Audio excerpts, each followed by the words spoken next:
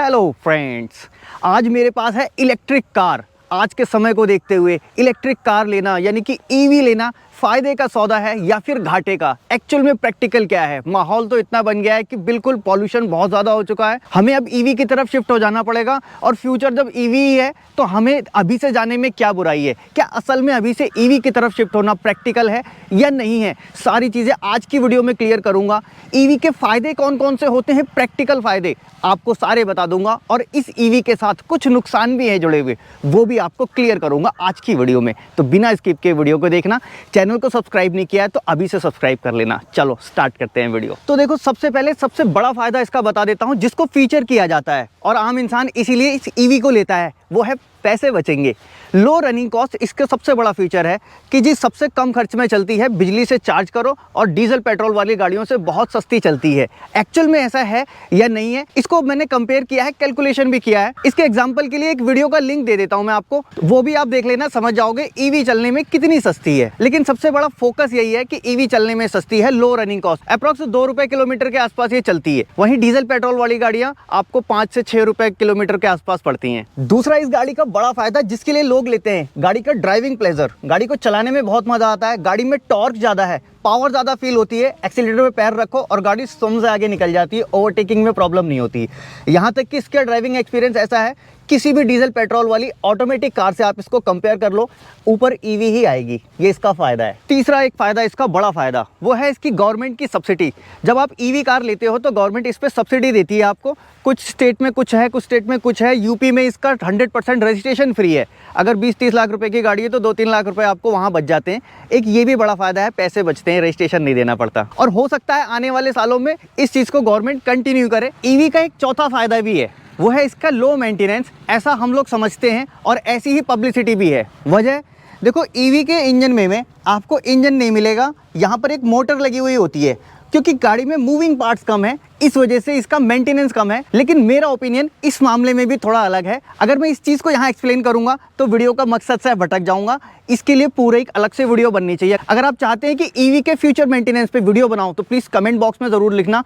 Comment decide करेंगे कि ये वीडियो आएगी अगली या नहीं आएगी। और एक पांचवा फायदा ईवी का, जो कि बोनस पॉइंट में ही मिल जाता है, आम इंसान को उससे कुछ बहुत ज़्यादा फर्क नहीं पड़ता, लेकिन हाँ थोड़ा सीना चौड़ा करने में काम आता है, वो है ईवी का लो पॉल्यूशन।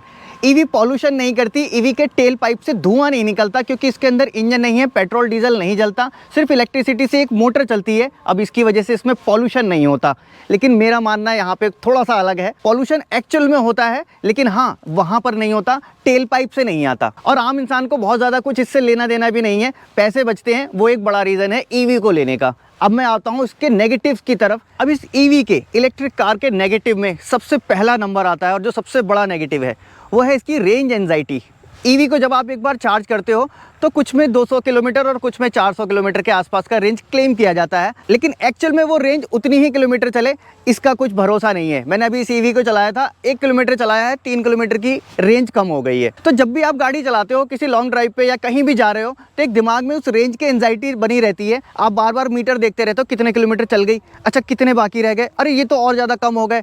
अब चार्जिंग स्टेशन कहाँ है, वहाँ जाके आपको चार्ज करना पड़ेगा। इलेक्ट्रिक स्कूटर इस मामले में प्रैक्टिकल है। तो कुल मिला के ये जो रेंज की एंजाइटी है, ये आपके एक्सपीरियंस को खराब कर देती है। और कई बार आपने गाड़ी को हाई एक्सेलेरेट कर दिया, हार्ड ड्राइव कर लिया, जल्दीबाजी में गाड़ी चला ली, तब भी इसकी रेंज अपने आप कम होने लग जाती है। या फिर आप गाड़ी जिस टेम्परेचर में ड्राइव कर रहे हो, वो टेम्परेचर का वेरिएशन भी डिपेंड करता है इसकी रेंज के ऊपर, अपने आप रेंज कम हो जाएगी। अगर वो गर्मी ज़्यादा है तो फिर वो रेंज कम हो जाएगी, सर्दी बढ़ गई है तो वो रेंज कम हो जाएगी। तो मतलब एक रेंज का टेंशन दिमाग में बना रहता है। मेरे लिए थोड़ा सा ये वैल्यू करता है, इसीलिए मैं सारी चीज़ें आपको खोल खोल के बता रहा हूँ एक्चुअल में क्या होता है। अब रेंज के साथ साथ चार्जिंग भी इसका एक बड़ा नेगेटिव मानता हूँ मैं। इस गाड़ी को बार बार चार्ज करना पड़ता है। जब आपको ज़रूरत होगी कहीं जाने की तो उस समय आपको गाड़ी चार्ज करनी होगी। आप घर में चार्ज करते हो गाड़ी को तो ओवरनाइट इसको लग जाएंगे चार्ज करने के लिए, या फिर आपने कुछ बड़ा चार्जर का सेटअप लगाया तो थोड़ा सा कम टाइम लगेगा, लेकिन फिर भी 5 घंटे 4 घंटे ये तो जाएंगे ही जाएंगे। और 5 घंटे 4 घंटे भी डिपेंड करता है कि आपके यहाँ एनर्जी कैसी है, पावर कैसी आ रही है। उसके बाद भी आपके घर में एक ग्राउंड का कनेक्शन होना चाहिए। और चार्जिंग घर की छोड़ो, आप निकल जाते हो बाहर, चार्जिंग स्टेशन आपको प्रॉपर अभी तक नहीं मिलते। इंफ्रास्ट्रक्चर इतना मजबूत नहीं हुआ है ईवी के लिए कि आपको जगह जगह चार्जिंग पॉइंट मिल जाए। और अगर कभी मिल भी जाता है तो आपको ऐप में दिख रहा है कि जी चार्जिंग स्टेशन यहाँ पर है, आप वहाँ पहुँचते हो, पता लगता है कि चार्जिंग का पॉइंट ही ख़राब है।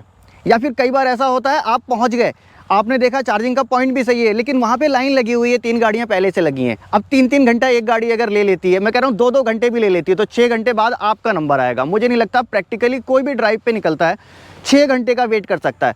चाय पीने में आधा घंटा अगर लग जाता है तो हमें लगता है यार हमें ज़्यादा टाइम वेस्ट कर दिया। प्रैक्टिकल बात कर रहा हूँ, मैं भी कर सकता था। मुझे लगा कि यार मैं भी एक रेंज टेस्ट करके दिखाऊं, लेकिन ये गाड़ी तो ऐसा है नहीं कि किसी कंपनी की हो, मेरे पीछे कोई रेस्क्यू चल रहा हो, जहाँ पे ये चार्जिंग खत्म होगी वहाँ पे वो लोग मुझे सपोर्ट दे देंगे।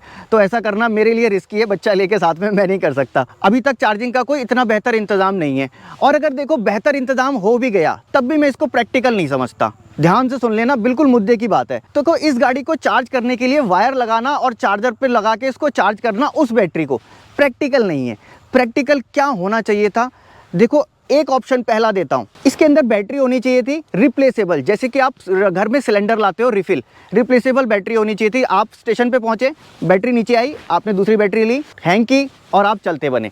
ये है इसका प्रैक्टिकल सोल्यूशन। अगर ऐसा हो जाएगा तब तो ये ईवी प्रैक्टिकल है, अदरवाइज जगह जगह पे तार लगा के बैठना प्रैक्टिकल नहीं है। या तो फिर ऐसा करो कि आप इस गाड़ी को as a scooter local city के लिए वो यूज़ करो, मेरे ख्याल से उतना तक कर सकते हो। प्राइमरी कार इसको नहीं बना सकते, सबसे बड़ा इसका नेगेटिव यही है।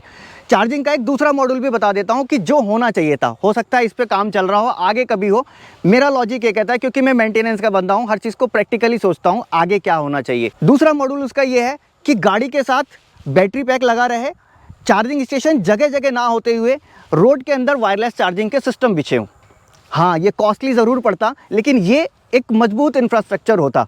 रोड के नीचे वायर्स बिछी हों, जब गाड़ी उन रोड्स पे चले, हाईवे पे चले, तो उस हाईवे से ये ऑटोमेटिक अपना चार्ज होता रहे। सेम टेक्नोलॉजी जैसे वायरलेस टेक्नोलॉजी होती है। अगर ये वैसे चार्ज हो पाती और फिर चलती तो ये गाड़ी प्रैक्टिकल थी, क्योंकि जब भी गाड़ी हाईवे पे आती अपना चार्ज हो जाती, फिर आप लोकल में 100-200 चलते, जब हाईवे पे आते फिर चार्ज होते, चलते रहते, तब तो ये गाड़ी प्रैक्टिकल होती। और इस तरह के ऑप्शनल टेक्नोलॉजी चार्जिंग के लिए ईवी पे, इस पर मैं तो पूरी वीडियो बना सकता हूँ। अगर आप चाहते हो कि मैं इस पर वीडियो बनाऊँ तो प्लीज़ कमेंट बॉक्स में मेंशन कर देना। अब देखो करंट में जो चार्जिंग का सिस्टम चल रहा है, इसमें एक और थोड़ी सी दिक्कत आती है। कई जगह पे चार्जिंग पॉइंट आपको मिलते हैं जो हाई किलोवाट्स के हैं, जो हैवी पावर के हैं, आपकी गाड़ी को जल्दी चार्ज कर लेते हैं। लेकिन कई जगह पे वो लो पावर के हैं, वहाँ पे बहुत ज़्यादा टाइम लगता है। और कुछ गाड़ियों के सिस्टम भी ऐसे हैं, ईवी है तो मतलब नहीं कि सारे एक जैसे होंगे। कुछ गाड़ियाँ बहुत स्लो चार्ज होती हैं, कुछ गाड़ियाँ थोड़ी जल्दी चार्ज हो जाती हैं। जो जल्दी चार्ज हो जा रही हैं उनकी आगे वैलिडिटी कम हो जाती है, बैटरी की लाइफ कम होती है। जो स्लो चार्ज होती है उस समय आपको ज़्यादा दिक्कत होती है। तो ये अभी कुछ मैच ऐसा नहीं बैठ रहा है चार्जिंग सिस्टम को लेकर। ईवी का नेगेटिव एक इसकी अपफ्रंट कॉस्ट भी है। ईवी जब आप लेने जाते हो नॉर्मल कार के मुकाबले ये काफ़ी महंगी आती है।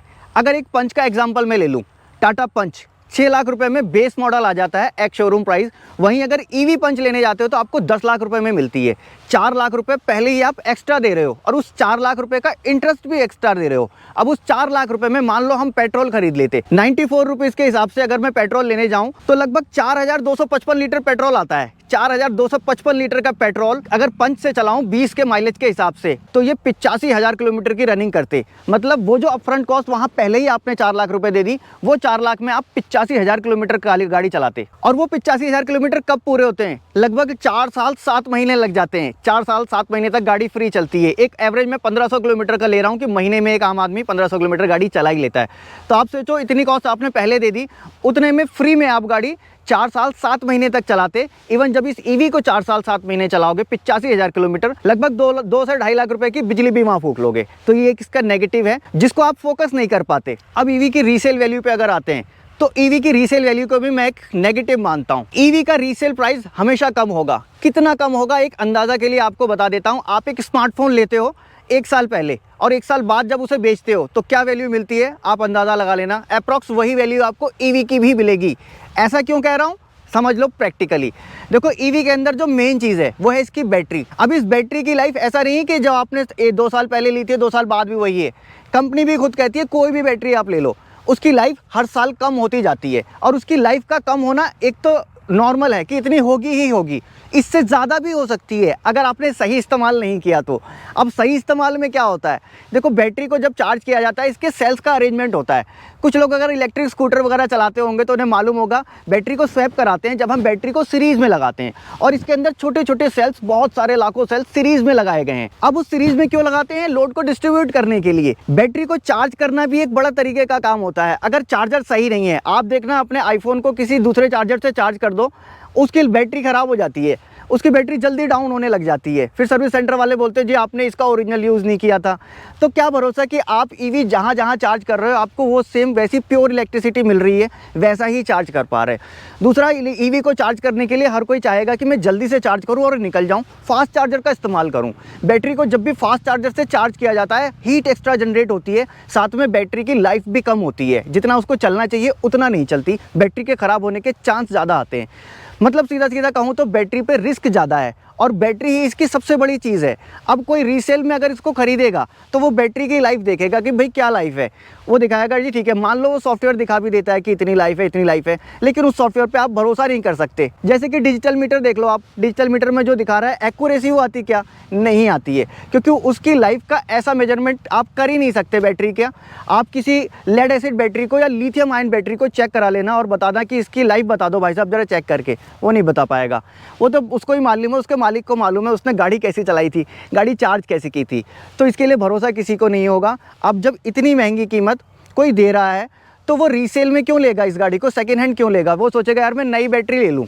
एक तो आपको बायर नहीं मिलेंगे, दूसरा इसके रीसेल कम होने का एक पॉइंट और है, क्योंकि इंडिया में अभी इसका स्टार्टिंग फेज चल रहा है। टेक्नोलॉजी चेंज होती है, आप भी जानते हो, और अभी कुछ जल्दी ही चेंज हो रही है टेक्नोलॉजी। क्या बहुत सारी चीज़ें ऐसे बदल जा रही हैं जिसको आपने सपने में भी नहीं सोचा था। तो ये टेक्नोलॉजी यही रहेगी, क्या भरोसा।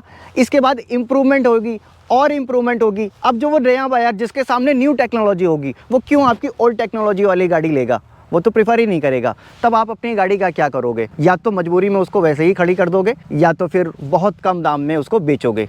प्रैक्टिकली ईवी की रीसेल वैल्यू बहुत कम है, ये इसका एक बड़ा नेगेटिव पॉइंट है। और मिडिल क्लास आम आदमी के लिए एक बोनस पॉइंट और बता देता हूँ, कभी धोखे में मत रहना। आप कभी इसको प्राइमरी कार नहीं बना सकते कि एक गाड़ी है आप सोचो मैं ईवी लेके चल दूं, नहीं हो सकता। सेकेंडरी कार ही इसको बनाओगे, प्राइमरी कार किसी सूरत में भी नहीं बन सकती। हाँ, अगर स्कूटर की बात की जाए, इलेक्ट्रिक स्कूटर, तो आप उसको प्रैक्टिकली यूज़ कर सकते हो। मैंने भी एक इलेक्ट्रिक स्कूटर लिया था साल भर पहले, मैं उसको बहुत अच्छे से चला रहा हूँ, बहुत कम पैसे में लिया था और बहुत अच्छा आउटपुट उससे ले पा रहा हूँ। टू व्हीलर सक्सेसफुल है आम आदमी के लिए। बाकी किसी को बुरा लगा हो तो माफ़ी चाहता हूँ, क्रिस्टल क्लियर बोलना चाहता था ताकि एक रियल पिक्चर आपके सामने से पहुँच जाए। ये मेरे अपने विचार थे जो मैंने आपके सामने रख दिए। अगर वीडियो अच्छी लगी होगी तो इस वीडियो को लाइक कर देना, चैनल को अगर सब्सक्राइब कर लेंगे तो इससे मुझे मोटिवेशन मिलता है और ऐसी इन्फॉर्मेटिव वीडियो मैं आपके लिए बनाता रहता हूँ। तो चलिए मिलते हैं नेक्स्ट वीडियो में। Thanks for watching.